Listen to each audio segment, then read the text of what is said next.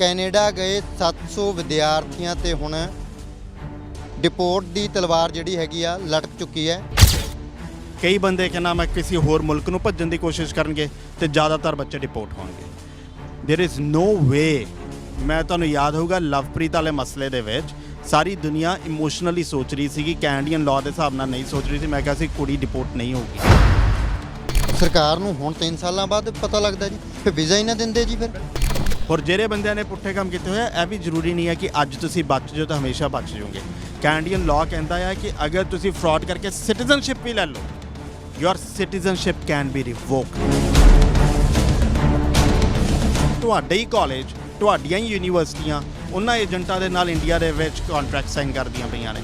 ਸੋ ਤੁਹਾਨੂੰ ਲਾਈਕ ਅੱਖਾਂ ਮੀਟੀਆਂ ਹੋਈਆਂ ਨੇ ਕਿ ਤੁਹਾਨੂੰ ਇਹ ਨਜ਼ਰ ਆ ਰਿਹਾ ਹੈ ਕਿ ਤੁਹਾਡੇ ਕੋਲ ਮੋਟੇ ਫੰਡਸ ਆ ਰਹੇ ਆ, ਇਸ ਲਈ ਤੁਸੀਂ ਉਹਨਾਂ ਚੀਜ਼ਾਂ ਤੇ ਨਹੀਂ ਬੋਲਦੇ ਪਏ ਜੀ। ਇੱਕ ਹੋਰ ਭੁਲੇਖਾ ਬੱਚਿਆਂ ਨੂੰ, ਕਿਉਂਕਿ ਜਦੋਂ ਉਹਨਾਂ ਨੂੰ ਪੁੱਛਦੇ ਆ ਵੀ ਤੁਸੀਂ ਕਿਤੋਂ ਲਾਈ ਆ ਵੀ ਯਾਰ ਉਹਦੇ ਬਾਰੇ ਤਾਂ ਠੱਗੀ ਸੁਣੀ, ਅਗਲਾ ਕਹਿੰਦਾ ਨਹੀਂ ਨਹੀਂ ਬਾਈ ਉਹ ਠੱਗ ਨਹੀਂ ਏਜੰਟ, ਅਸੀਂ ਦੇਖਿਆ ਅੰਦਰ ਖੁਸ਼ਬੂ, ਵਧੀਆ ਗਮਲੇ, ਇੰਨਾ ਆਲੀਸ਼ਾਨ ਕੁਰਸੀਆਂ, ਵੀ ਉਹ ਤਾਂ ਏਜੰਟ ਬਹੁਤ ਵਧੀਆ।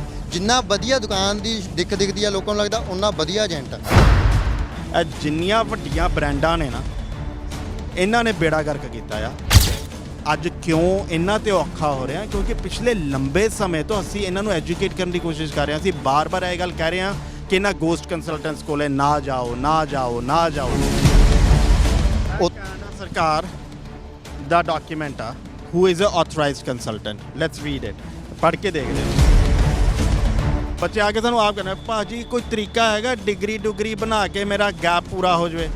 ਅਫਕੋਰਸ ਜਿਹੜੇ ਬੰਦੇ ਨੇ ਐਕਸਪਲੋਇਟ ਕਰਨਾ ਤੁਸੀਂ ਉਹਨੂੰ ਆਪ ਕਹਿ ਰਹੇ ਹੋ ਕਿ ਤੁਹਾਨੂੰ ਡਿਗਰੀਆਂ ਬਣਾ ਕੇ ਦੇਵੇ। ਅੱਜ ਦੀ ਖਬਰ ਤੋਂ ਸਵੇਰ ਹੋ ਲੈਣ ਦਿਓ ਕੁਝ ਘੰਟਿਆਂ 'ਚ। ਮੈਂ ਤੁਹਾਨੂੰ ਗਾਰੰਟੀ ਕਰਦਾ ਆਪਣਾ ਇੱਕ ਬੰਦਾ ਮੇਰੇ ਆਫਿਸ ਬਿਠਾ ਦਿਓ ਅੱਜ, ਤੁਸੀਂ ਦੇਖਿਓ ਫੋਨ ਵੱਜਦੇ। ਕਿਉਂਕਿ ਚੋਰੀਆਂ ਕੀਤੀਆਂ ਹੋਈਆਂ ਨੇ ਅਤੇ ਚੋਰ ਨੂੰ ਆਪਣਾ ਡਰ ਹੁੰਦਾ ਹੈ। ਮੈਂ ਇੱਥੇ ਪੰਜਾਬ ਆਇਆ ਹੋਇਆ, ਮੈਂ ਦੇਖ ਰਿਹਾ ਕਿ ਵੱਡੀਆਂ ਦੁਕਾਨਾਂ ਨੇ। ਕੁਝ ਐਸੀਆਂ ਦੁਕਾਨਾਂ ਨੇ ਜਿਨ੍ਹਾਂ ਦਾ ਕੰਮ ਆਈਲੈਟਸ ਦੇ ਵਿੱਚ ਪੜ੍ਹਾਈ ਕਰਵਾਉਣਾ ਸੀ, ਪੇਪਰ ਲੈਣਾ ਸੀ।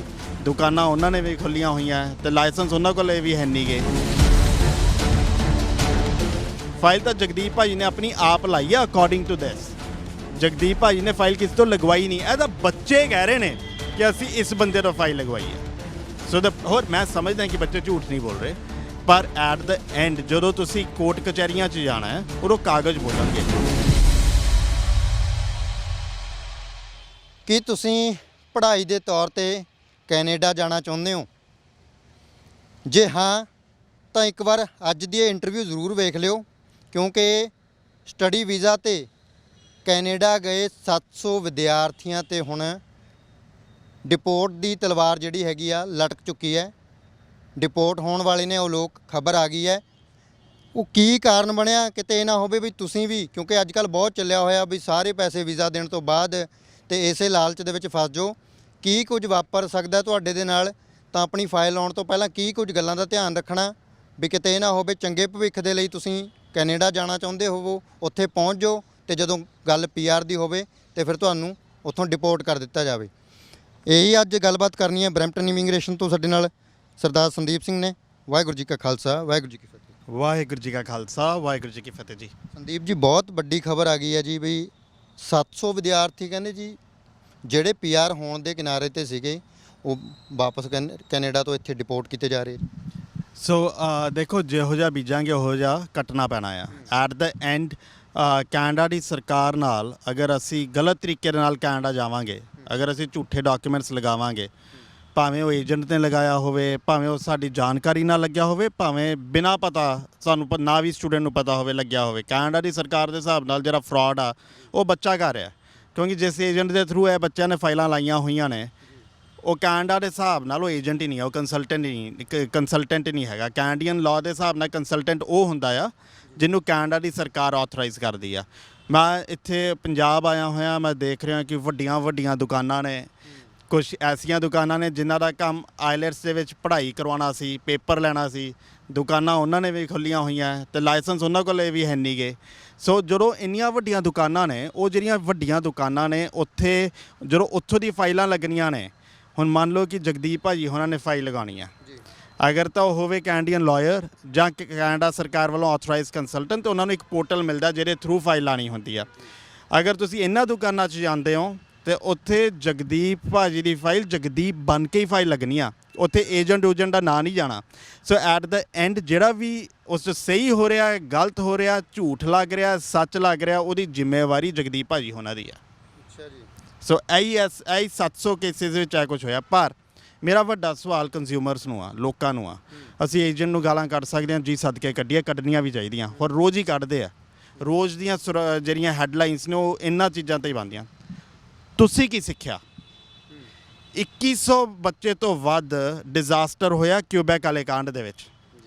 ਅੱਜ ਤੋਂ ਮਹੀਨਾ ਪਹਿਲਾਂ ਕਰਮਜੀਤ ਕੌਰ ਵਾਲਾ ਫੈਡਰਲ ਕੋਰਟ ਦਾ ਡਿਸੀਜਨ ਆਇਆ, ਸਿਮਿਲਰ ਕੇਸ ਹੈ 700 ਕੇਸਾਂ ਵਾਲਾ, ਅੱਜ ਹੈ 700 ਵਾਲਾ। ਕਿੰਨੇ ਕੁ ਵਾਰੀ ਅਸੀਂ ਇਹ ਲੈਸਨ ਲੈਣਾ? ਕਿੰਨੀ ਕੁ ਵਾਰੀ ਸਾਨੂੰ ਕਿੰਨੀ ਕੁ ਵਾਰੀ ਇਹ ਲੈਸਨ ਚਾਹੀਦਾ ਕਿ ਅਸੀਂ ਬੰਦੇ ਬਣੀਏ, ਅਸੀਂ ਸਿਸਟਮ ਦੇ ਨਾਲ ਐਕਸਪਲੋਇਟ ਨਾ ਕਰੀਏ। ਸਿਸਟਮ ਨੂੰ ਐਕਸਪਲੋਇਟ ਕਰਕੇ ਅਸੀਂ ਖੱਟਿਆ ਕੀ? ਜਿਹੜੇ ਕਿਊਬੈਕ ਬੱਚੇ ਗਏ ਸੀ ਉਹਨਾਂ ਦਾ ਕੀ ਹੋਇਆ? 2-2 ਸਾਲਾਂ ਦੀ ਆਲਮੋਸਟ ਉਹਨਾਂ ਨੇ ਪੜ੍ਹਾਈਆਂ ਮੁੱਕਣ ਵਾਲੀਆਂ ਸੀਗੀਆਂ, ਦੁਬਾਰਾ ਤੋਂ ਇਸ ਟਾਈਮ ਓਨਟਾਰੀਓ 'ਚ ਪੜ੍ਹਦੇ ਪਏ ਆ। ਜਿੰਨੀ ਫੀਸ ਉਦੋਂ ਲਾਈ ਸੀ ਉਨੀ ਫੀਸ ਹੀ ਦੁਬਾਰਾ ਤੋਂ ਲਾਈ। ਇਹ ਜਿਹੜਾ ਬੱਚੇ ਜਾ ਰਹੇ ਨੇ, ਇਹਨਾਂ ਨਾਲ ਕੀ ਹੋਇਆ? 2 ਸਾਲ ਦੀ ਪੜ੍ਹਾਈ ਦੀਆਂ ਫੀਸਾਂ ਭਰੀਆਂ, ਸਾਲ ਕੰਮ ਕੀਤਾ, ਉਸ ਤੋਂ ਬਾਅਦ PR ਦੀ ਫਾਈਲ ਲੱਗੀ, ਕੈਨੇਡਾ ਦੀ ਸਰਕਾਰ ਨੂੰ ਟੈਕਸਸ ਤੱਕ ਦਿੱਤੇ, ਤੇ ਜਿਹੜਾ ਸੁਪਨਾ ਲੈ ਕੇ ਗਏ ਸੀ ਉਹ ਸੁਪਨਾ ਪੂਰਾ ਹੋਣ ਕਿਨਾਰੇ ਨਹੀਂ ਆ। ਇਹ ਬੱਚਿਆਂ ਲਈ ਸਿਰਫ 2-3 ਰਾਹੀ ਆ। ਕਈ ਇਹਨਾਂ 'ਚੋਂ ਰਿਫਿਊਜੀ ਲਾਉਣਗੇ, ਕਈ ਬੰਦੇ ਕਹਿੰਦਾ ਮੈਂ ਕਿਸੇ ਹੋਰ ਮੁਲਕ ਨੂੰ ਭੱਜਣ ਦੀ ਕੋਸ਼ਿਸ਼ ਕਰਨਗੇ, ਤੇ ਜ਼ਿਆਦਾਤਰ ਬੱਚੇ ਡਿਪੋਰਟ ਹੋਣਗੇ। ਦੇਰ ਇਜ਼ ਨੋ ਵੇ। ਮੈਂ ਤੁਹਾਨੂੰ ਯਾਦ ਹੋਊਗਾ ਲਵਪ੍ਰੀਤ ਵਾਲੇ ਮਸਲੇ ਦੇ ਵਿੱਚ ਸਾਰੀ ਦੁਨੀਆ ਇਮੋਸ਼ਨਲੀ ਸੋਚ ਰਹੀ ਸੀ ਕਿ ਕੈਨੇਡੀਅਨ ਲਾਅ ਦੇ ਹਿਸਾਬ ਨਾਲ ਨਹੀਂ ਸੋਚ ਰਹੀ ਸੀ। ਮੈਂ ਕਿਹਾ ਸੀ ਕੁੜੀ ਡਿਪੋਰਟ ਨਹੀਂ ਹੋਊਗੀ। ਮੈਂ ਅੱਜ ਵੀ ਦੱਸ ਰਿਹਾ ਕਿ 700 ਦੇ 700 ਬੱਚੇ ਡਿਪੋਰਟ ਹੋਣਗੇ, ਕਿਉਂਕਿ ਮਿਸਰਿਪਰੈਜ਼ੈਂਟੇਸ਼ਨ ਕ੍ਰਿਮੀਨਲ ਆਫੈਂਸ ਹੈ। ਇਹ ਕੋਈ ਛੋਟਾ ਮੋਟਾ ਆਫੈਂਸ ਨਹੀਂ ਹੈ ਕਿ ਹਾਂ ਇੱਕ ਝੂਠਾ ਜਿਹਾ ਕਾਗਜ਼ ਲਾਇਆ ਤੇ ਕੋਈ ਨਾ ਕਿ ਨਾ ਲਾਈਕ ਇੱਕ ਕਾਗਜ਼ ਹੀ ਸੀਗਾ। It's not about a paper, it's about ਕਿ ਤੁਸੀਂ ਸਰਕਾਰ ਨਾਲ ਧੋਖਾ ਕਰਕੇ ਵੀਜ਼ਾ ਲੈਣ ਦੀ ਕੋਸ਼ਿਸ਼ ਕੀਤੀ। It's a criminal offence.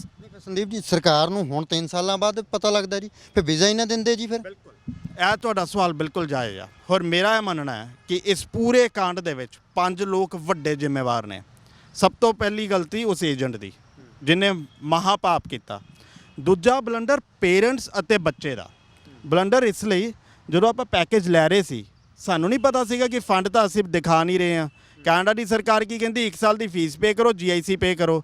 ਅਸੀਂ ਜਾ ਕੇ ਏਜੰਟ ਨੂੰ ਕੀ ਕਿਹਾ ਕਿ ਮਿੱਤਰਾ ਤੂੰ ਹੀ ਫੀਸ ਪੇ ਕਰ, ਤੂੰ ਹੀ ਸਾਡੀ GIC ਸ਼ੋਅ ਕਰ, ਜਿਹੜੇ ਫੰਡ ਸ਼ੋਅ ਕਰਨੇ ਆ। ਸੋ ਧੋਖਾ ਤਾਂ ਅਸੀਂ ਵੀ ਕਰ ਰਹੇ ਸੀਗੇ ਨਾ। ਤੀਸਰਾ ਬਲੰਡਰ ਮਾਰਿਆ ਵੀਜ਼ਾ ਆਫਿਸਰ ਨੇ।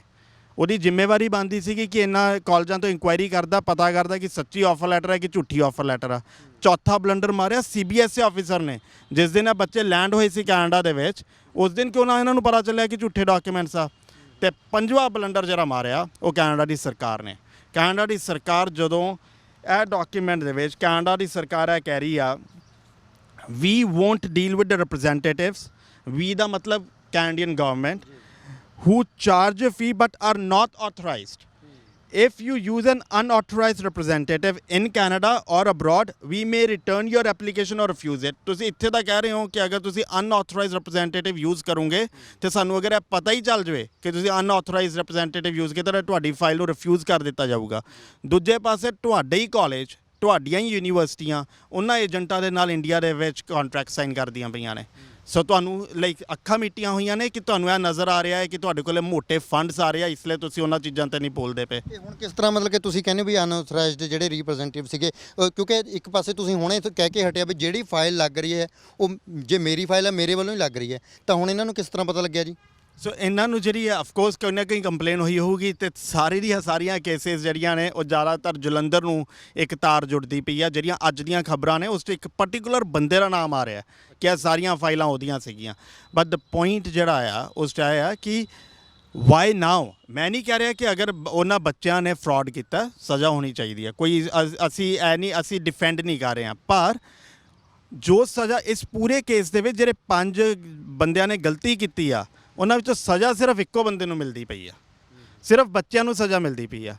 ਸਰਕਾਰ ਨੂੰ ਕੋਈ ਸਜ਼ਾ ਨਹੀਂ ਮਿਲਦੀ ਪਈ, CBSE ਆਫਿਸਰ ਨੂੰ ਕੋਈ ਸਜ਼ਾ ਨਹੀਂ ਮਿਲਦੀ ਪਈ, ਇਮੀਗ੍ਰੇਸ਼ਨ ਵੀਜ਼ਾ ਆਫਿਸਰ ਨੂੰ ਕੋਈ ਸਜ਼ਾ ਨਹੀਂ ਮਿਲਦੀ ਪਈ, ਤੇ ਇਸ ਏਜੰਟ ਨੂੰ ਵੀ ਅਜੇ ਤੱਕ ਕੋਈ ਸਜ਼ਾ ਨਹੀਂ ਮਿਲਦੀ ਪਈ। ਸੋ ਨੁਕਸਾਨ ਕਿਹਦਾ ਹੋਇਆ? ਸਿਰਫ ਇੱਕੋ ਇੱਕ ਬੰਦੇ ਦਾ। ਇਹ ਪੰਜ ਪਾਰਟੀਆਂ ਵਿੱਚੋਂ ਦੀ ਅਗਰ ਪੂਰਾ ਦਾ ਪੂਰਾ ਇਹਦਾ ਨੁਕਸਾਨ ਕਿਸੇ ਦੇ ਸਿਰ ਤੇ ਸੁੱਟਿਆ ਜਾ ਰਿਹਾ ਆ, ਉਹ ਬੱਚਿਆਂ ਤੇ ਸੁੱਟਿਆ ਜਾ ਰਿਹਾ ਆ। ਇਸ ਚੀਜ਼ ਲਈ ਮੈਨੂੰ ਬੱਚਿਆਂ ਨਾਲ ਹਮਦਰਦੀ ਆ। ਦੂਸਰੀ ਚੀਜ਼ ਲਈ ਜਿਹੜੀਆਂ ਪੰਜੋ ਪਾਰਟੀਆਂ ਨੇ, ਇਹਨਾਂ ਸਾਰਿਆਂ ਨੂੰ ਹੀ ਕਟਹਿਰੇ 'ਚ ਖੜਾ ਕਰਨ ਦੀ ਲੋੜ ਆ। ਕੈਨੇਡਾ ਦੀ ਸਰਕਾਰ ਨੂੰ ਚਾਹੀਦਾ ਆ ਕਿ the action needs to be taken equally on all the 5 parties. Agent ਦੇ ਉੱਤੇ ਕੈਨੇਡਾ ਦੀ ਸਰਕਾਰ ਕਿਵੇਂ ਲੈ ਸਕਦੀ ਹੈ ਜੀ? ਮਤਲਬ ਕਿ ਕਿਵੇਂ ਉਹਨੂੰ ਸਜ਼ਾ ਸੁਣਾ ਸਕਦੀ ਹੈ? ਨਾ ਤਾਂ ਉਹ ਕੈਨੇਡਾ ਦੀ ਸਰਕਾਰ ਦੇ ਨਾਲ, ਨਾ ਉਹਦੇ ਕੋਲ ਲਾਇਸੈਂਸ ਜੀ, ਨਾ ਉਸ ਦੇਸ਼ ਦਾ ਉਹ ਵਸਨੀਕ, ਤੇ ਉਹ ਇੱਥੇ ਇੰਡੀਆ ਦੇ ਵਿੱਚ ਰਹਿੰਦੇ ਬੰਦੇ ਨੂੰ ਕਿਵੇਂ ਕਰ ਸਕਦੀ ਹੈ ਜੀ? ਕੈਨੇਡਾ ਦੇ ਹਿਸਾਬ ਨਾਲ ਤਾਂ ਏਜੰਟ ਹੀ ਨਹੀਂ ਹੈਗਾ ਉਹ। ਸੋ ਕੈਨੇਡਾ ਦੇ ਹਿਸਾਬ ਨਾਲ ਉਹ ਫਾਈਲ ਉਹ ਏਜੰਟ ਤੋਂ ਲੱਗੀ ਨਹੀਂ ਹੋਈ, ਸੋ ਉਹ ਤਾਂ ਵੈਸੇ ਹੀ ਬਰੀ ਹੈ ਇਸ ਚੀਜ਼ ਤੋਂ। ਸੋ ਕੈਨੇਡਾ ਦੀ ਸਰਕਾਰ ਤੋਂ ਮੰਨ ਲਓ ਕਿ ਕਹਿੰਦਾ ਤੁਸੀਂ ਫਾਈਲ ਲਾਈ ਵੀ ਹੋਵੇ, ਕਾਗਜ਼ ਕਿਤੇ ਤੁਹਾਡਾ ਨਾਂ ਬੋਲਦਾ ਹੀ ਨਾ ਹੋਵੇ, ਤੇ ਤੁਹਾਨੂੰ ਫੜਿਆ ਕਿਵੇਂ ਜਾ ਸਕਦਾ? ਫਾਈਲ ਤਾਂ ਜਗਦੀਪ ਭਾਜੀ ਨੇ ਆਪਣੀ ਆਪ ਲਾਈ ਆ ਅਕੋਰਡਿੰਗ ਟੂ ਦਿਸ। ਜਗਦੀਪ ਭਾਜੀ ਨੇ ਫਾਈਲ ਕਿਸੇ ਤੋਂ ਲਗਵਾਈ ਨਹੀਂ। ਇਹ ਤਾਂ ਬੱਚੇ ਕਹਿ ਰਹੇ ਨੇ ਕਿ ਅਸੀਂ ਇਸ ਬੰਦੇ ਤੋਂ ਫਾਈਲ ਲਗਵਾਈ ਆ। ਸੋ ਹੋਰ ਮੈਂ ਸਮਝਦਾ ਕਿ ਬੱਚੇ ਝੂਠ ਨਹੀਂ ਬੋਲ ਰਹੇ, ਪਰ ਐਟ ਦ ਐਂਡ ਜਦੋਂ ਤੁਸੀਂ ਕੋਰਟ ਕਚਹਿਰੀਆਂ 'ਚ ਜਾਣਾ ਹੈ, ਉਦੋਂ ਕਾਗਜ਼ ਬੋਲਣਗੇ। ਉਦੋਂ ਜਗਦੀਪ ਭਾਜੀ ਜਾਂ ਸੰਦੀਪ ਕੀ ਬੋਲ ਰਿਹਾ, ਇਟ ਡਜ਼ਨਟ ਮੈਟਰ। ਮੈਂ ਤੁਹਾਨੂੰ ਇੱਕ ਹੋਰ ਕੇਸ ਸਾਂਝਾ ਕਰਦਾ। ਫੈਡਰਲ ਕੋਰਟ ਦਾ ਡਿਸੀਜਨ ਆ, ਇਹ 19 ਜਨਵਰੀ 2023 ਦਾ ਆ। ਜਸਟਿਸ ਮੈਡਮ ਜਸਟਿਸ ਮੈਕਡੋਨਲਡ ਦਾ ਡਿਸੀਜਨ ਆਇਆ। Karamjit Kaur versus Canada case ਹੋਇਆ। ਸਿਮਿਲਰ ਕੇਸ ਕੀ ਹੋਇਆ ਸੀ, ਬੱਚਾ ਗਿਆ ਕੈਨੇਡਾ, ਬੱਚੇ ਨੇ ਸਟੱਡੀ ਪੂਰੀ ਕੀਤੀ, ਵਰਕ ਪਰਮਿਟ ਪੂਰਾ ਕੀਤਾ ਆਪਣਾ, PR ਦੀ ਫਾਈਲ ਲਈ। ਜਦੋਂ PR ਦੀ ਫਾਈਲ ਲਈ, ਉਦੋਂ ਪਤਾ ਚੱਲਿਆ ਕਿ ਬੱਚੇ ਨੇ ਝੂਠੇ ਡਾਕੂਮੈਂਟਸ ਲਗਾਏ ਹੋਏ ਸੀ, ਆਫਰ ਲੈਟਰ ਝੂਠੀ ਸੀਗੀ। ਬੱਚਾ ਕਹਿੰਦਾ ਜੀ ਮੈਨੂੰ ਪਤਾ ਹੀ ਨਹੀਂ ਸੀਗਾ, ਇਹ ਤਾਂ ਮੇਰੇ ਏਜੰਟ ਵੱਲੋਂ ਫਾਈਲ ਲਗਾਈ ਗਈ ਸੀ, ਮੈਨੂੰ ਇਸ ਬਾਰੇ ਕੁਝ ਨਹੀਂ ਪਤਾ। ਕੈਨੇਡਾ ਦੀ ਸਰਕਾਰ ਨੇ, ਮੈਂ ਹਾਈਲਾਈਟ ਕੀਤੀਆਂ ਕੁਝ ਚੀਜ਼ਾਂ। The court does not distinguish between innocent misrepresentation and deliberate misrepresentation. ਤੁਹਾਨੂੰ ਪਤਾ ਹੁੰਦੇ ਹੋਏ ਤੁਸੀਂ ਗੁਨਾਹ ਕਰੋ ਜਾਂ ਨਾ ਪਤਾ ਹੁੰਦੇ ਹੋਏ ਤੁਸੀਂ ਗੁਨਾਹ ਕਰੋ, ਗੁਨਾਹ ਹੀ ਆ। ਫਿਰ ਉਸ ਦੇ ਵਿੱਚ ਹੀ applicant is always responsible for the content of their application. ਬੱਚੇ ਦੀ ਜ਼ਿੰਮੇਵਾਰੀ ਆ ਕਿ ਉਹ ਜਦੋਂ ਫਾਈਲ ਆ ਰਿਹਾ ਆ ਉਸ 'ਚ ਕੀ ਪੈ ਰਿਹਾ ਆ, ਨਾ ਕਿ ਕਿਸੇ ਹੋਰ ਬੰਦੇ ਦੀ, ਥਰਡ ਪਾਰਟੀ ਦੀ। ਇਸ ਦੇ ਵਿੱਚ ਇੱਕ ਹੋਰ ਇਸੀ ਕੇਸ ਦੇ ਅੰਦਰ ਹੀ ਤੁਸੀਂ ਜੱਜਮੈਂਟ ਦੇਖੋਗੇ। ਜੱਜਮੈਂਟ ਦੇ ਵਿੱਚ ਜੱਜ ਨੇ ਇੰਨੇ ਵਿਸਥਾਰ ਦੇ ਵਿੱਚ ਪੁਆਇੰਟਸ ਨੂੰ ਹਾਈਲਾਈਟ ਕੀਤਾ। ਜੱਜ ਕਹਿ ਰਿਹਾ ਦ applicant used a study permit as the basis of the subsequent PGWP and permanent resident applications। ਇਸ ਬੱਚਾ ਕਹਿ ਰਿਹਾ ਹੈ, ਬੱਚੇ ਨੇ ਕੋਰਟ 'ਚ ਕਿਹਾ, ਉਹ ਨਾ ਜੀ ਮੈਨੂੰ ਤਾਂ ਪਤਾ ਹੀ ਨਹੀਂ ਸੀਗਾ ਕਿ ਮੇਰੀਆਂ ਝੂਠੀਆਂ ਐਪਲੀਕੇਸ਼ਨਸ ਨੇ। ਜਿਹੜਾ ਜੱਜ ਕਹਿ ਰਿਹਾ ਕਿ ਤੇਰਾ ਬੇਸ ਹੀ ਝੂਠ ਆ, ਤੂੰ ਭਾਵੇਂ PGWP ਲਿਆ ਉਹ ਵੀ ਝੂਠ ਬੋਲ ਕੇ ਲਿਆ ਕਿਉਂਕਿ ਤੇਰਾ ਸਟੱਡੀ ਪਰਮਿਟ ਝੂਠਾ ਸੀ। ਤੂੰ ਅੱਜ PR ਦੀ ਐਪਲੀਕੇਸ਼ਨ ਲਾਈ ਹੋਈ ਆ, ਉਹ ਵੀ ਝੂਠ ਦੇ ਬੇਸਿਸ 'ਤੇ, ਇਸ ਲਈ ਤੇਰਾ ਕੇਸ ਨੂੰ ਹੀ ਨਹੀਂ ਐਕਸੈਪਟ ਕੀਤਾ ਜਾਂਦਾ, ਤੇਰੇ ਕੇਸ ਨੂੰ ਹੀ ਡਿਸਮਿਸ ਕੀਤਾ ਜਾਂਦਾ ਆ। ਇਸ ਦੇ ਵਿੱਚ ਇੱਕ ਓਨੈਸਟ ਦੀ ਗੱਲ ਕੀਤੀ। ਲਾਈਕ ਤੁਸੀਂ ਆ ਦੇਖੋ 10-11 ਪੇਜਸ ਦੀ ਜੱਜਮੈਂਟ। ਉਹ ਕਹਿੰਦੇ ਜੀ ਦ ID noted that the onus was on the applicant. Onus ਮਤਲਬ ਜ਼ਿੰਮੇਵਾਰੀ ਐਪਲੀਕੈਂਟ ਦੀ ਸੀਗੀ, ਕਿਉਂਕਿ ਕੰਸਲਟੈਂਟ ਕਿਤੇ ਹੈ ਹੀ ਨਹੀਂ। ਉਹ ਵਾਲੇ ਉਹਦੇ ਨਾਲ ਤਾਂ ਜਿਹੜਾ ਤੁਹਾਨੂੰ ਮਿਲਦਾ ਉਹ ਚੀਜ਼ ਹੈ ਨਹੀਂ। ਫਾਈਲ ਕੰਸਲਟੈਂਟ ਸਰਕਾਰ ਲਈ, ਬੱਚੇ ਲਈ ਹੋ ਸਕਦਾ ਕਿ ਨਾਮ ਹੈ ਕਿਸੇ ABC ਬੰਦੇ ਨੇ ਫਾਈਲ ਲਗਾਤੀ। ਸਰਕਾਰ ਨੂੰ ਕਿਤੇ ਨਹੀਂ ਨਜ਼ਰ ਆ ਰਿਹਾ ਕਿ ਇਹ ਜਿਹੜੀ ਫਾਈਲ ਹੈ ਇਹ ਕੰਸਲਟੈਂਟ ਵੱਲੋਂ ਲੱਗ ਰਹੀ ਆ ਜਾਂ ਬੱਚੇ ਵੱਲੋਂ ਲੱਗ ਰਹੀ ਆ। ਉਹਨਾਂ ਦੇ ਹਿਸਾਬ ਨਾਲ ਇਹ ਸਾਰੀਆਂ ਐਪਲੀਕੇਸ਼ਨਸ ਬੱਚਿਆਂ ਵੱਲੋਂ ਲੱਗ ਰਹੀਆਂ। ਜੇ ਇਹ ਕੰਸਲਟੈਂਟ ਉੱਥੇ ਦਾ ਹੁੰਦਾ ਜੀ, ਸਰਕਾਰ ਦੇ ਕੋਲ ਅਥੋਰਾਈਜ਼ਡ ਹੁੰਦਾ ਕੈਨੇਡਾ ਦੀ, ਤਾਂ ਇਹ ਜੱਜਮੈਂਟ ਕੁਝ ਹੋਰ ਹੋਣੀ ਸੀ। ਫਿਰ ਉਹ ਬੱਚੇ ਦੀ ਇਲਾਵਾ ਉਹਦਾ ਲਾਇਸੈਂਸ ਜਾਂਦਾ ਜੀ। ਬਿਲਕੁਲ। ਅਗਰ ਕਿਆ ਨਾਮ ਹੈ ਫਰਾਡ, ਹੁਣ ਤੁਸੀਂ ਇੱਕ ਚੀਜ਼ ਹੋਰ ਨੋਟਿਸ ਕਰਿਓ, ਜਿੰਨੀਆਂ ਫਰਾਡੂਲੈਂਟ ਐਕਟੀਵਿਟੀਜ਼ ਹੋਈਆਂ ਅਜੇ ਤੱਕ ਦੀਆਂ ਕੈਨੇਡੀਅਨ ਹਿਸਟਰੀ ਦੇ ਅੰਦਰ, ਸਾਰੀਆਂ ਕੱਢ ਲਓ, 3 ਤੋਂ 4 ਐਗਜ਼ਾਮਪਲ ਛੱਡ ਕੇ ਉਹਨਾਂ 'ਚ ਵੀ ਸਜ਼ਾ ਹੋਈਆਂ ਨੇ 3-4 ਬੰਦਿਆਂ ਨੇ। ਕਿਤੇ ਤੁਹਾਨੂੰ ਫਰਾਡ ਨਹੀਂ ਨਜ਼ਰ ਆਊਗਾ। ਕਿਉਂਕਿ ਫਰਾਡੂਲੈਂਟ ਐਕਟੀਵਿਟੀ ਦੇ ਉੱਤੇ ਤੁਹਾਡਾ ਲਾਇਸੈਂਸ ਹੀ ਨਹੀਂ ਜਾ ਰਿਹਾ, ਤੁਹਾਨੂੰ ਕ੍ਰਿਮੀਨੈਲਿਟੀ ਦੇ ਅੰਦਰ ਵੀ ਜਾਣਾ ਪੈ ਰਿਹਾ। ਅਤੇ ਜ਼ਿੰਦਗੀ ਦੇ ਵਿੱਚ ਇੱਕ ਵਾਰੀ ਕ੍ਰਿਮੀਨਲ ਆਫੈਂਸ ਹੋਇਆ, ਕੋਈ ਲਾਇਸੈਂਸ ਨਹੀਂ ਦੁਬਾਰਾ ਤੋਂ ਮਿਲਣਾ। ਸੋ ਦ ਪੁਆਇੰਟ ਇਜ਼, ਔਰ ਦੂਜੇ ਪਾਸੇ ਇੱਕ ਦੇਸ਼ ਆ ਜਿਸ ਦੇ ਵਿੱਚ ਕੋਈ ਵੀ ਬੰਦਾ ਸ਼ਟਰ ਖੋਲ੍ਹਦਾ ਅਤੇ ਦੁਕਾਨ ਖੋਲ੍ਹ ਕੇ ਬਹਿ ਜਾਂਦਾ, ਨਾ ਉਹਨੂੰ ਪੜ੍ਹਾਈ ਕਰਨ ਦੀ ਲੋੜ ਆ, ਨਾ ਪੜ੍ਹਾਈ ਕਰਨ ਤੋਂ ਬਾਅਦ 'ਚੋਂ ਲਾਇਸੈਂਸ ਦਾ ਐਗਜ਼ਾਮ ਦੇਣ ਦੀ ਲੋੜ ਆ। ਇਹ ਸਾਰੀ ਦਾ ਸਾਰਾ ਜਿਹੜਾ ਪ੍ਰੋਬਲਮ ਆ ਉਹਦੀ ਜੜ੍ਹ ਇਹ ਆ ਕਿ ਤੁਸੀਂ ਇੰਨਾ ਸੌਖਾ ਸਿਸਟਮ ਬਣਾਇਆ ਹੋਇਆ ਆ ਕਿ ਇਸ ਸਿਸਟਮ ਨੂੰ ਕੋਈ ਵੀ ਐਕਸਪਲੋਇਟ ਕਰ ਰਿਹਾ। ਔਰ ਐਕਸਪਲੋਇਟੇਸ਼ਨ ਦੇ ਵਿੱਚ ਸਾਰੇ ਹੀ ਜ਼ਿੰਮੇਵਾਰ ਨੇ। ਲਾਈਕ ਮੈਂ ਇੱਥੇ ਕੰਜ਼ਿਊਮਰ ਨੂੰ ਨਹੀਂ ਬਖਸ਼ ਰਿਹਾ, ਮੈਂ ਮਾਂ ਪਿਓ ਨੂੰ ਵੀ ਨਹੀਂ ਬਖਸ਼ ਰਿਹਾ, ਮੈਂ ਬੱਚਿਆਂ ਨੂੰ। ਤੁਸੀਂ ਕਿਉਂ ਪੈਕੇਜ ਦੇ ਪਿੱਛੇ ਜਾ ਰਹੇ ਹੋ? ਤੁਸੀਂ ਵੀ ਆਪਣਾ ਲਾਲਚ ਕਰ ਰਹੇ ਹੋ ਨਾ, ਤੁਸੀਂ ਵੀ ਤਾਂ ਕਿ ਨਾਮ ਸਿਸਟਮ ਨੂੰ ਐਕਸਪਲੋਇਟ ਕਰਨ ਦੀ ਕੋਸ਼ਿਸ਼ ਕਰ ਰਹੇ ਤੇ ਸੰਦੀਪ ਜੀ ਇੱਕ ਹੋਰ ਭੁਲੇਖਾ ਬੱਚਿਆਂ ਨੂੰ, ਕਿਉਂਕਿ ਜਦੋਂ ਉਹਨਾਂ ਨੂੰ ਪੁੱਛਦੇ ਆ ਵੀ ਤੁਸੀਂ ਕਿਤੋਂ ਲਾਈ ਆ, ਬਈ ਯਾਰ ਉਹਦੇ ਬਾਰੇ ਤਾਂ ਠੱਗੀ ਸੁਣੀ, ਅਗਲਾ ਕਹਿੰਦਾ ਨਹੀਂ ਨਹੀਂ ਬਾਈ ਉਹ ਠੱਗ ਨਹੀਂ ਏਜੰਟ, ਅਸੀਂ ਦੇਖਿਆ ਅੰਦਰ ਖੁਸ਼ਬੂ, ਵਧੀਆ ਗਮਲੇ, ਇੰਨਾ ਆਲੀਸ਼ਾਨ ਕੁਰਸੀਆਂ, ਵੀ ਉਹ ਤਾਂ ਏਜੰਟ ਬਹੁਤ ਵਧੀਆ। ਜਿੰਨਾ ਵਧੀਆ ਦੁਕਾਨ ਦੀ ਦਿੱਖ ਦਿਖਦੀ ਆ ਲੋਕਾਂ ਨੂੰ ਲੱਗਦਾ ਉਨਾ ਵਧੀਆ ਏਜੰਟ ਆ। So it's a show business. ਅਕਸਰ ਇਹ ਕਿਹਾ ਜਾਂਦਾ ਕਿ immigration is a show business, ਪਰ ਤੁਸੀਂ RCICs ਦੇਖਿਓ, ਕੈਨੇਡੀਅਨ ਲਾਇਰਸ ਦੇਖਿਓ, ਉਹਨਾਂ ਵਿਚਾਰਿਆਂ ਦੇ ਦੁਕਾਨਾਂ ਛੋਟੀਆਂ ਹੀ ਹੋਣਗੀਆਂ। ਇਹ ਜਿੰਨੀਆਂ ਵੱਡੀਆਂ ਬ੍ਰਾਂਡਾਂ ਨੇ ਨਾ, ਇਹਨਾਂ ਨੇ ਬੇੜਾ ਗਰਕ ਕੀਤਾ ਆ। ਨਾ ਇਹਨਾਂ ਕੋਲੇ ਲਾਇਸੈਂਸਿਸ ਨੇ, ਨਾ ਇਹਨਾਂ ਕੋਲੇ ਪਤਾ ਆ, ਬਲਕ ਦੇ ਵਿੱਚ ਐਪਲੀਕੇਸ਼ਨਸ ਲਾ ਰਹੇ ਆ, ਬੱਚਿਆਂ ਦੇ ਫਿਊਚਰ ਨੂੰ ਐਕਸਪਲੋਇਟ ਕਰਦੇ ਪਏ ਆ। ਤੁਸੀਂ ਕਿਊਬੈਕ ਵਾਲੇ ਕਾਂਡ 'ਚ ਹੀ ਦੇਖੋ, ਵੱਡੀਆਂ ਵੱਡੀਆਂ ਕੰਪਨੀਆਂ ਦਾ ਨਾਮ ਆਇਆ, ਕੀ ਬਣਿਆ ਉਹਨਾਂ ਕੰਪਨੀ? ਅੱਜ ਵੀ ਵੱਡੀਆਂ ਵੱਡੀਆਂ ਉਹ ਕੰਪਨੀਆਂ 17 ਚਲੇ ਜਾਓ, 32 ਚਲੇ ਜਾਓ, ਤੁਹਾਨੂੰ ਉਹ ਸਾਰੀਆਂ ਕੰਪਨੀਆਂ ਉਸੇ ਤਰੀਕੇ ਨਾਲ ਨਜ਼ਰ ਆ ਰਹੀਆਂ। ਕੋਈ ਫਰਕ ਪਿਆ? ਕਸੂਰਵਾਰ ਕੌਣ ਆ? ਜਦੋਂ ਇੰਨੀਆਂ ਸਟੋਰੀਜ਼ ਬਾਹਰ ਆਈਆਂ ਸੀਗੀਆਂ, ਲੋਕਾਂ ਨੇ ਸੁਣੀਆਂ ਸੀਗੀਆਂ, ਪਰ ਉਹ ਭੁੱਲ ਗਏ। ਫਿਰ ਅੱਜ 700 ਬੱਚਿਆਂ ਦੀ ਸਟੋਰੀ ਸੁਣੀ ਆ, 10 ਕੁ ਦਿਨ ਅਸਰ ਹੋਊਗਾ, 11ਵੇਂ ਦਿਨ ਫਿਰ ਆਪਾਂ ਭੁੱਲਾਂਗੇ, ਫਿਰ ਆਪਾਂ ਉਹਨਾਂ ਹੀ ਲੋਕਾਂ ਨੂੰ ਮੌਕਾ ਦੇਵਾਂਗੇ, ਫਿਰ ਉਹ ਸਾਨੂੰ ਐਕਸਪਲੋਇਟ ਕਰਨਗੇ। ਜਦੋਂ ਸਾਡੀ ਉਹ ਐਕਸਪਲੋਇਟੇਸ਼ਨ ਸਾਹਮਣੇ ਆਊਗੀ, ਅਸੀਂ ਫਿਰ ਆਵਾਂਗੇ ਸਾਨੂੰ ਏਜੰਟ ਲੁੱਟ ਕੇ ਖਾ ਗਿਆ।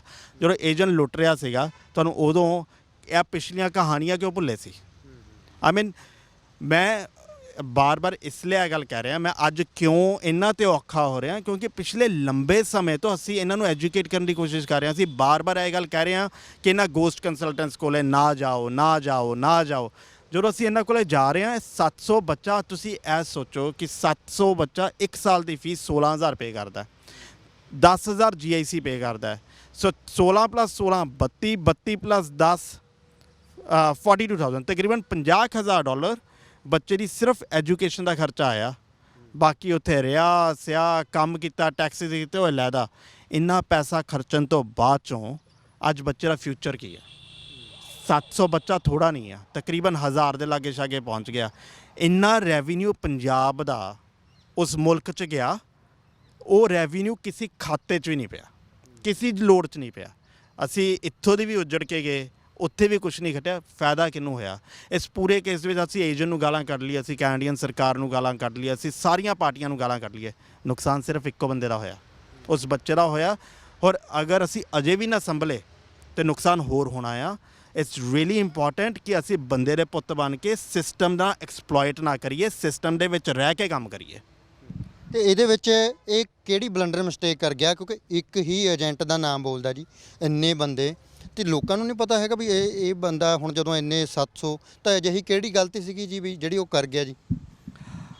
ਸੋ ਜਿਹੜੀ ਚੀਜ਼ ਦੇਖਣ ਨੂੰ ਆ ਰਹੀ ਹੈ, ਪੈਕੇजेस ਨੇ, ਇਹ ਸਾਰੇ ਹੀ ਪੈਕੇजेस ਨੇ। ਹੁਣ ਗਲਤੀ ਇੱਕ ਏਜੰਟ ਦੀ ਨਹੀਂ ਹੈ, ਇੱਥੇ ਤਾਂ ਗਲੀ ਗਲੀ 'ਚ ਪੈਕੇਜ ਵਿਕ ਰਿਹਾ ਆ। ਦ ਪੁਆਇੰਟ ਇਜ਼ ਕਿ ਇਹ ਫੜੇ ਗਿਆ, ਇਹਦੇ ਦੁੱਖ ਵੀ ਨਹੀਂ ਹੋਣਾ, ਕਿਉਂਕਿ ਜਿਹੜਾ ਉਹਦਾ ਨਾਮ ਹੈ ਜੀ ਉਹ ਪੰਜਾਬੀ ਵੀ ਨਹੀਂ ਹੈ, ਨੌਨ ਪੰਜਾਬੀ ਲੱਗਦਾ ਬੰਦਾ ਵੀ, ਤੇ ਪੰਜਾਬੀਆਂ ਨਾਲ ਤਾਂ ਖਿਲਵਾੜ ਕਰਕੇ ਆਪਣਾ ਲੰਘ ਜੂਗਾ ਜੀ 100%। ਜਲੰਧਰ ਦਾ ਏਜੰਟ ਆ, ਕੀ ਨਾਮ ਹੈ, ਹੋਰ ਅੱਜ ਤਾਂ ਕਈ ਵੱਡੀਆਂ ਅਖਬਾਰਾਂ ਦੇ ਵਿੱਚ ਸੁਰਖੀਆਂ ਦੇ ਵਿੱਚ ਆ। ਬਟ ਦ ਪੁਆਇੰਟ ਇਜ਼ ਕਿ ਇਸ ਤੋਂ ਸਿੱਖਣ ਦੀ ਕੀ ਲੋੜ ਆ? ਸਿੱਖਣ ਦੀ ਤਾਂ ਇਹ ਲੋੜ ਹੈ ਕਿ ਤਾਂ ਜਿਹੜਾ 700 ਬੱਚੇ ਆ, ਇਹਨਾਂ ਨਾਲ ਤਾਂ ਜੋ ਹੋਣਾ ਆ ਉਹ ਟਾਈਮ ਦੱਸੂਗਾ। ਜੁਡੀਸ਼ਰੀ ਇਹਨਾਂ ਨਾਲ ਸੌਖੀ ਹੁੰਦੀ ਆ, ਔਖੀ ਹੁੰਦੀ ਆ। ਮੈਂ ਅੱਜ ਹੀ ਜਸਟਿਨ ਟਰੂਡੋ ਨੂੰ, ਆਪੋਜੀਸ਼ਨ ਲੀਡਰਸ ਨੂੰ ਅਤੇ ਸਾਰੇ ਮੈਂਬਰ ਆਫ ਪਾਰਲੀਮੈਂਟ ਨੂੰ ਚਿੱਠੀ ਪਾਈ ਹੈਗੀ ਆ। ਅੱਜ ਰਾਤ ਨੂੰ ਮੇਰੀ 2 ਮੈਂਬਰ ਆਫ ਪਾਰਲੀਮੈਂਟ ਨਾਲ ਮੀਟਿੰਗ ਵੀ ਹੈਗੀ ਆ, telephonic. I will be talking to them. I am gonna try ਕਿ ਇਹ ਜਿਹੜਾ ਮੁੱਦਾ ਆ, ਇਹ ਪਾਰਲੀਮੈਂਟ ਦਾ ਮੁੱਦਾ ਬਣੇ। ਇਹ ਕੋਈ ਛੋਟਾ ਮੋਟਾ ਮੁੱਦਾ ਨਹੀਂ ਹੈਗਾ ਕਿ 4 ਬੰਦੇ ਚੱਕੇ ਤੇ ਰਿਪੋਰਟ ਕਰਦੇ। 700 ਬੱਚਾ, like it's a huge amount. ਇੰਨਾ ਬੱਚਾ, ਇੰਨਾ ਰੈਵਨਿਊ, ਇੰਨਾ ਟੈਕਸ ਤੁਹਾਨੂੰ ਦੇ ਕੇ ਗਿਆ ਆ। ਮੈਂ ਬਿਲਕੁਲ ਨਹੀਂ ਡਿਫੈਂਡ ਕਰ ਰਿਹਾ ਕਿ ਹਾਂ ਕਿ ਤੁਸੀਂ ਸਾਡੀ ਕਮਿਊਨਿਟੀ ਦੇ ਬੱਚੇ ਆ ਇਸ ਲਈ ਉਹਨਾਂ ਨੂੰ ਮਾਫ ਕਰੋ। ਮੈਂ ਇਹ ਗੱਲ ਕਰ ਰਿਹਾ ਕਿ ਹੱਲ, ਸਜ਼ਾ ਇੱਕ ਨੂੰ ਕਿਉਂ? ਸਜ਼ਾ ਤਾਂ ਸਾਰਿਆਂ ਨੂੰ ਹੋਣੀ ਚਾਹੀਦੀ ਆ, ਜਿੰਨੇ ਬੰਦੇ ਇਨਵੋਲਵਡ ਆ। ਪੰਜੋ ਪਾਰਟੀਆਂ ਨੂੰ ਸਜ਼ਾ ਹੋਵੇ। ਇੱਥੇ ਤਾਂ ਵਿਚਾਰਾ ਸਿਰਫ ਜਵਾਕ ਹੀ ਰਗੜਿਆ ਜਾ ਰਿਹਾ ਆ, ਜਵਾਕ ਤੋਂ ਇਲਾਵਾ ਕਿਸੇ ਹੋਰ ਨੂੰ ਸਜ਼ਾ ਹੀ ਨਹੀਂ ਹੋ ਰਹੀ ਹੈਗੀ। ਇਹ ਵੀ ਹੋ ਸਕਦਾ ਜੀ ਵੀ ਇਹ 701 ਏਜੰਟ ਦੇ ਆ, ਹੁਣ ਹੋਰ ਇਨਕੁਆਇਰੀਆਂ ਹੋਣ ਲੱਗ ਜਾਣ, ਜਾਂ ਜਿਹੜੇ ਬੱਚਿਆਂ ਨੇ ਪੈਕੇਜ ਸਿਸਟਮ ਦੇ ਨਾਲ ਵੀ ਹਾਂਜੀ ਉਹ ਸਾਰੀ ਫੀਸ ਜੀ ਵੀਜ਼ਾ ਆਉਣ ਤੋਂ ਬਾਅਦ ਉਹ ਦੇ ਕੇ ਗਏ ਹੋਣੇ, ਹੋ ਸਕਦਾ ਉਹਨਾਂ ਦੇ ਉੱਤੇ ਵੀ ਫਿਰ ਤਲਵਾਰ ਆ ਜੀ, ਜਾਂ ਜਿਨ੍ਹਾਂ ਨੇ ਜਾਣਾ ਹੈ ਉਹਨਾਂ ਦੇ ਉੱਤੇ ਵੀ ਹੋ ਸਕਦੀ ਹੈ ਜੀ। ਇਹ ਤਾਂ ਹੱਲ, ਇਹ ਕੰਮ ਸ਼ੁਰੂ ਹੋ ਚੁੱਕਾ ਸੀਗਾ। ਇਹ ਜਿਹੜਾ ਕਰਮਜੀਤ ਵਾਲਾ ਮਸਲਾ ਆ, ਕਰਮਜੀਤ ਵਾਲੇ ਮਸਲੇ 'ਚ ਵੀ ਸੇਮ ਕੇਸ ਆ। ਹੁਣ ਇਸ ਦੇ ਵਿੱਚ ਏਜੰਟ ਕੌਣ ਆ ਪਤਾ ਨਹੀਂ ਹੈ, ਕਿਉਂਕਿ ਜੱਜਮੈਂਟ ਦੇ ਵਿੱਚ ਉਸ ਏਜੰਟ ਦਾ ਨਾਂ ਨਹੀਂ ਆਇਆ ਹੋਇਆ। ਇਹਨਾਂ 700 ਕੇਸਿਸ ਦੇ ਵਿੱਚ ਉਹ ਏਜੰਟ ਦਾ ਨਾਮ ਬਾਹਰ ਆ ਚੁੱਕਾ ਆ। ਸੋ ਦ ਪੁਆਇੰਟ ਇਜ਼ ਕਿ ਇਨਕੁਆਇਰੀਜ਼ ਤਾਂ ਹੋ ਰਹੀਆਂ ਨੇ। ਹੋਰ ਜਿਹੜੇ ਬੰਦਿਆਂ ਨੇ ਪੁੱਠੇ ਕੰਮ ਕੀਤੇ ਹੋਏ ਆ, ਇਹ ਵੀ ਜ਼ਰੂਰੀ ਨਹੀਂ ਹੈ ਕਿ ਅੱਜ ਤੁਸੀਂ ਬਚ ਜਾਓ ਤਾਂ ਹਮੇਸ਼ਾ ਬਚ ਜਾਓਗੇ। ਕੈਨੇਡੀਅਨ ਲਾਅ ਕਹਿੰਦਾ ਹੈ ਕਿ ਅਗਰ ਤੁਸੀਂ ਫਰਾਡ ਕਰਕੇ ਸਿਟੀਜ਼ਨਸ਼ਿਪ ਵੀ ਲੈ ਲਓ, ਯੋਰ ਸਿਟੀਜ਼ਨਸ਼ਿਪ ਕੈਨ ਬੀ ਰਿਵੋਕਡ। ਸੋ ਮੰਨ ਲਓ 20 ਸਾਲ ਬਾਅਦ ਵੀ ਪਤਾ ਚੱਲਿਆ ਨਾ ਕਿ ਫਰਾਡ ਕੀਤਾ ਸੀਗਾ, 20 ਸਾਲ ਬਾਅਦ ਵੀ ਤੁਹਾਡੀ ਸਿਟੀਜ਼ਨਸ਼ਿਪ ਕੈਂਸਲ ਕੀਤੀ ਜਾ ਸਕਦੀ ਹੈ। ਸੋ ਕਿਉਂ ਆਪਾਂ ਉਸ ਰਾਹ ਜਾਣਾ ਹੀ ਕਿਉਂ ਆ? ਲਾਈਕ ਕਿਉਂ ਨਾ ਆਪਾਂ ਸਹੀ ਤਰੀਕੇ ਦੇ ਨਾਲ, ਤੁਹਾਡੇ ਬੱਚੇ ਨੇ ਮਿਹਨਤ ਕੀਤੀ, ਆਈਲੈਟਸ ਕੀਤਾ, ਤਾਂ ਹੀ ਤੁਸੀਂ ਫਾਈਲ ਤਾਂ ਹੀ ਲੱਗੀ ਨਾ। ਹੁਣ ਇਹ ਤਾਂ ਨਹੀਂ ਹੈ ਕਿ ਆਈਲੈਟਸ ਵਿੱਚ ਝੂਠਾ ਲਾਤਾ ਹੋਊਗਾ। ਲਾਈਕ ਆਪਾਂ ਸਿਰਫ ਤੇ ਸਿਰਫ ਪੈਕੇਜ ਸਿਸਟਮ ਕਰਕੇ ਆਪਣੇ ਬੱਚੇ ਦਾ ਫਿਊਚਰ ਖਰਾਬ ਕਰਕੇ ਰੱਖਤਾ। ਉਸ ਵਿਚਾਰੇ ਜਵਾਕ ਨੂੰ ਪਤਾ ਵੀ ਨਹੀਂ ਸੀ, ਉਹ 12ਵੀਂ ਕਰਕੇ ਪਾਸ ਹੋ ਕੇ ਨਹੀਂ ਆਇਆ ਸੀ। ਫਿਰ ਮਾਪੇ ਵੀ ਤਾਂ ਡਰਦੇ ਜੀ ਵੀ ਜੇ ਪਹਿਲਾਂ ਆਪਾਂ ਪੈਸੇ ਦੇ ਦਿੱਤੇ, ਕੁਝ ਫੀਸਾਂ ਜਿਹੜੀਆਂ ਕਹਿੰਦੇ ਆ ਉਹ ਰਿਫੰਡ ਹੋ ਜਾਂਦੀਆਂ ਜੀ ਫਿਰ, ਕਿਉਂਕਿ ਏਜੰਟ ਵੀ ਮਾਰ ਲੈਂਦੇ ਆ ਜੀ ਕਈ ਵਾਰ। ਤੇ ਏਜੰਟ ਨੂੰ ਪੈਸੇ ਦੇਣੇ ਕਿਉਂ ਆ? ਸਿੱਧਾ ਹੀ ਕਾਲਜ ਨੂੰ ਟ੍ਰਾਂਸਫਰ ਕਰੋ, ਸਿੱਧਾ ਹੀ GIC ਦੇ ਅਕਾਊਂਟ 'ਚ ਪਾਓ। ਆਈ ਮੀਨ ਇਹ ਜਿਹੜਾ ਮੀਡੀਏਟਰ ਆ, ਇਹਨੂੰ ਪੈਸਾ ਫੜਾਉਣਾ ਹੀ ਕਿਉਂ ਆ? ਆਫਰ ਲੈਟਰ ਆ ਰਹੀ ਹੈ, ਆਫਰ ਲੈਟਰ ਤੇ ਲਿਖਿਆ ਹੈ ਕਿ ਫੀਸ ਕਿਵੇਂ ਟ੍ਰਾਂਸਫਰ ਹੋਣੀ ਹੈ। GIC ਅਕਾਊਂਟ ਵਿੱਚ GIC ਖੁੱਲ੍ਹਣੀ ਹੈਗੀ, GIC ਅਕਾਊਂਟ ਦੇ ਵਿੱਚ ਸਿੱਧਾ ਆਪ ਪੈਸੇ ਪਾਓ। ਤੁਹਾਨੂੰ ਵਿਚਕਾਰ ਬੰਦੇ ਦੀ ਲੋੜ ਕਿਉਂ ਆ ਟੂ ਟ੍ਰਾਂਸਫਰ ਫੰਡਸ? ਹੋਰ ਨਾਲੇ ਅੱਜ ਦੀ ਡੇਟ ਦੇ ਉੱਤੇ ਤੁਹਾਡਾ ਚਾਚਾ, ਤਾਇਆ, ਯਾਰ, ਦੋਸਤ, ਸੱਜਣ, ਮਿੱਤਰ ਕੋਈ ਨਾ ਕੋਈ ਤਾਂ ਕੈਨੇਡਾ ਬੈਠਾ ਆ। ਇੰਨੀ ਕੁ ਇਨਫੋਰਮੇਸ਼ਨ ਤੁਸੀਂ ਉਹਨਾਂ ਤੋਂ ਹੀ ਲੈ ਸਕਦੇ ਹੋ। ਇਹਨਾਂ ਲੁਟੇਰਿਆਂ ਨਾਲੋਂ ਤਾਂ ਫਿਰ ਵੀ ਉਹ ਯਾਰ ਦੋਸਤ, ਸੱਜਣ ਮਿੱਤਰ ਚੰਗੇ ਹੋਣਗੇ, ਉਹ ਲੁੱਟ ਕੇ ਤਾਂ ਨਹੀਂ ਖਾਣਗੇ। ਉਹ ਤੁਹਾਨੂੰ ਸਹੀ ਐਡਵਾਈਸ ਹੀ ਦੇ ਦੇਣਗੇ ਕਿ ਮਿੱਤਰਾ ਇਸ ਤਰੀਕੇ ਨਾਲ ਅਕਾਊਂਟ ਟ੍ਰਾਂਸਫਰ ਕਰ ਲਾ, ਜਾਂ ਉਹ ਕੈਨੇਡੀਅਨ ਲਾਇਰ ਜਾਂ RCIC ਨਾਲ ਤੁਹਾਡਾ ਮੇਲ ਜੋਲ ਕਰਵਾ ਦੇਣਗੇ। ਸੀ ਜਦ ਤੱਕ ਤੁਸੀਂ ਇਹ ਪੂਰੀ ਦੀ ਪੂਰੀ ਜਿਹੜੀ ਜੜ, ਇਹ ਪੂਰਾ ਇੱਕ ਸਕੈਂਡਲ ਹੈ। ਇਹ 700 ਗਿਣਤੀ 700 ਲੱਗ ਰਹੀ ਆ। ਮੈਨੂੰ ਉਮੀਦ ਹੈ ਕਿ ਇਹਦੀ ਗਿਣਤੀ ਬਹੁਤ ਵੱਡੀ ਆ।